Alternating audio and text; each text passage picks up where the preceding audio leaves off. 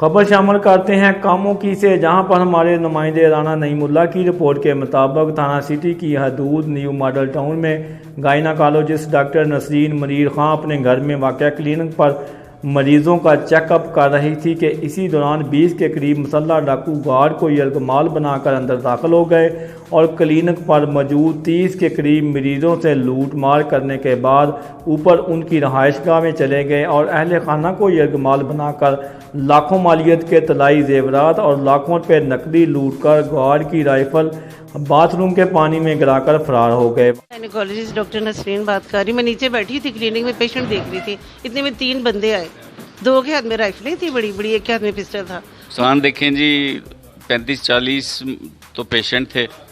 औरतों का सारा जेवर, चूड़ियाँ, कड़े, कांटे।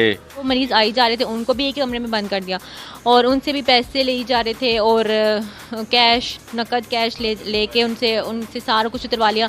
मैंने जितना सोना पहना हुआ था, जो मैंने लॉकेट पहना हुआ था, अंगूठी वगैरह, सब उतरवा लिया। वो 3 आदमी आए थे, मुझसे पूछा कि ये डॉक्टर साहब का टाइम क्या है। मैं उससे बातों में लगा था तो दूसरा आके तो मुझे यहाँ पे गन रखी थी, उसने बोला तो ये गन पकड़ा दो मुझे, बस मैं उसके साथ अंदर आ गया था।